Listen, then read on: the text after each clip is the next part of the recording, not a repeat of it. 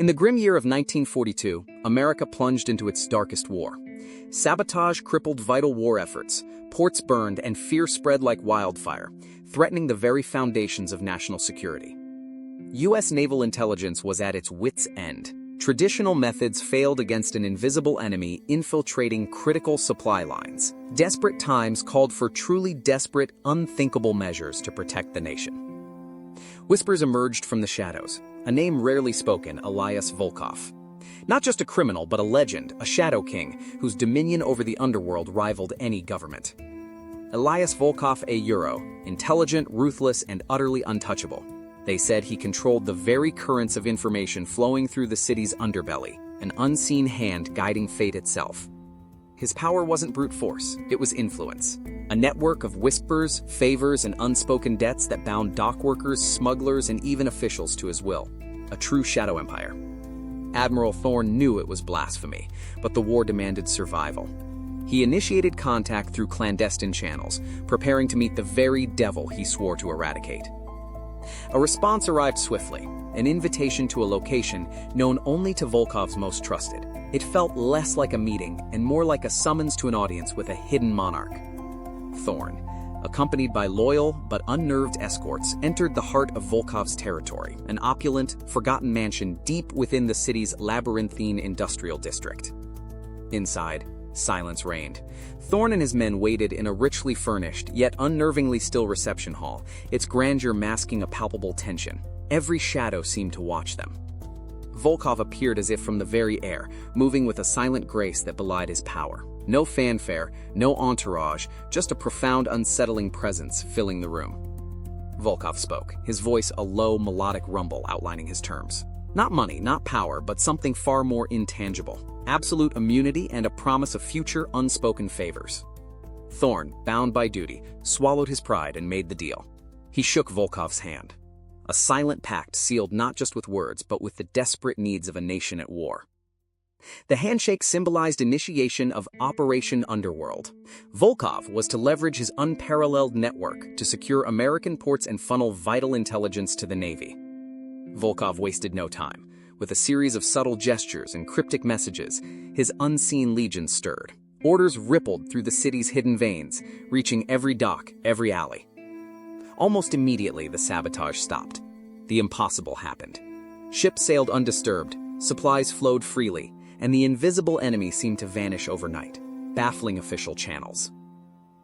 Volkov's information network proved brutally effective. He provided specific, actionable intelligence on enemy agents, their methods, and their hidden connections, saving countless lives and resources. Using Volkov's intel, authorities conducted swift, precise raids.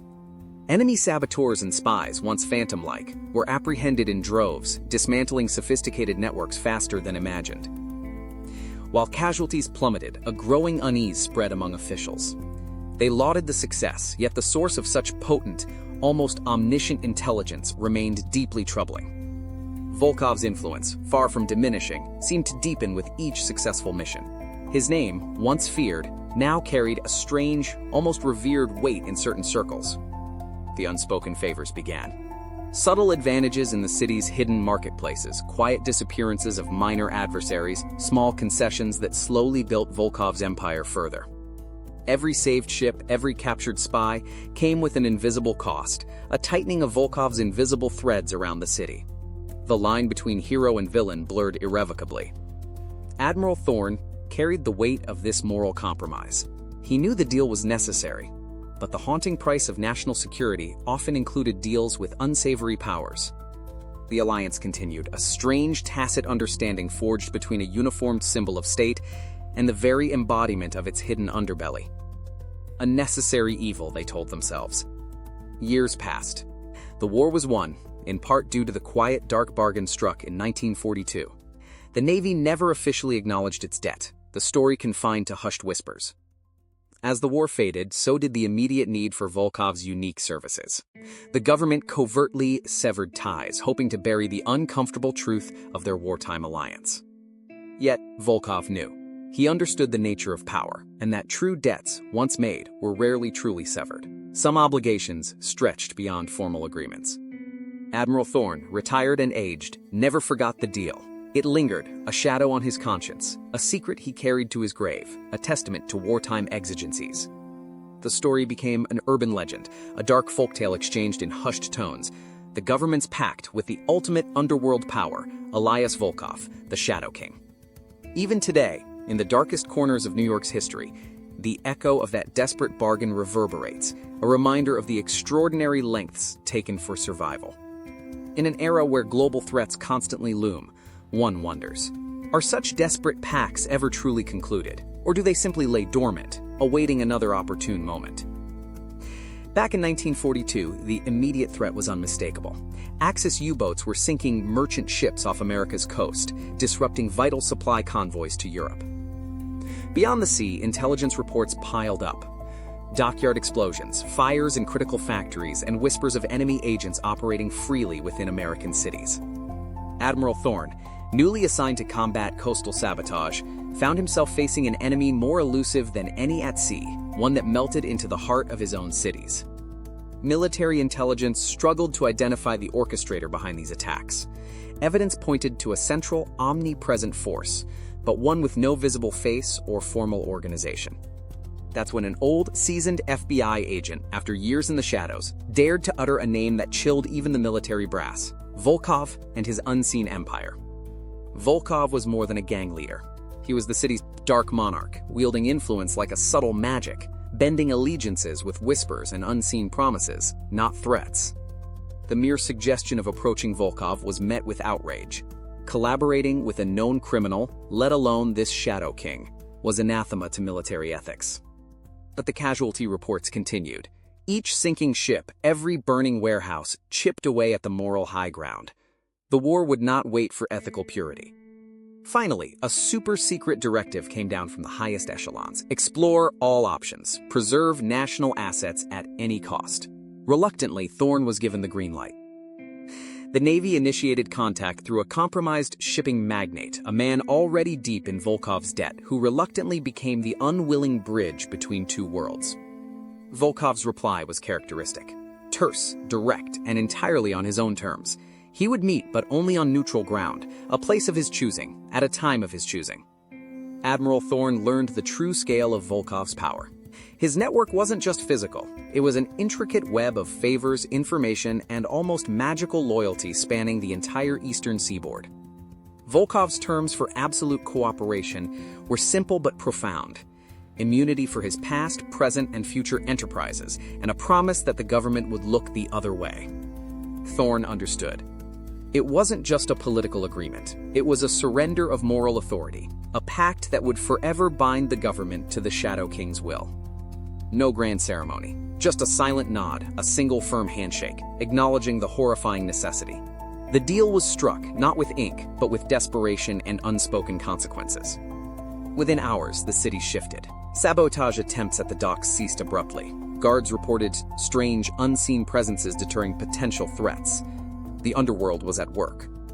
The information came in torrents, meticulously accurate and devastatingly effective. It detailed enemy cell locations, methods of communication, and even future sabotage plans.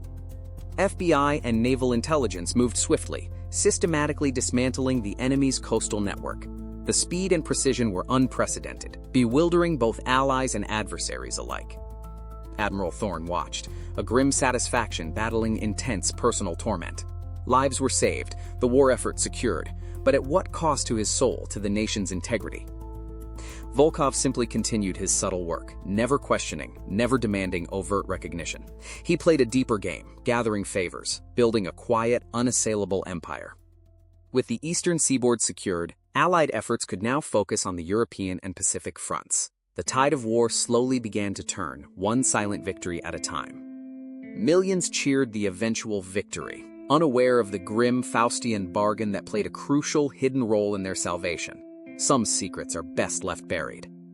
Even decades later, a distinct, subtle influence can be traced through certain civic decisions, unexpected political outcomes, and sudden disappearances that defy explanation. The Shadow King Elias Volkov was never truly gone.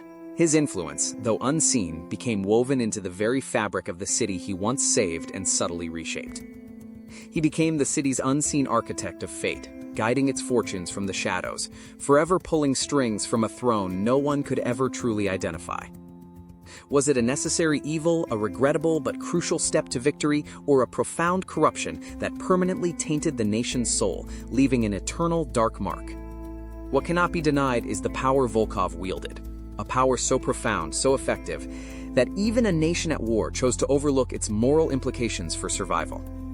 Elias Volkov, the Shadow King, didn't just help win a war, he reshaped the very undercurrents of power in America, leaving an indelible, unseen mark on its history. This is the true, fantastical story of 1942, when the United States government made a deal not just with a criminal, but with a hidden monarch of the unseen world. What do you think? Was this dark alliance a necessary evil for victory or a haunting stain on the soul of a nation? Share your thoughts in the comments below. If you're fascinated by the hidden histories and fantastical tales that reshape our world, subscribe to our channel for more untold stories and thought-provoking explorations.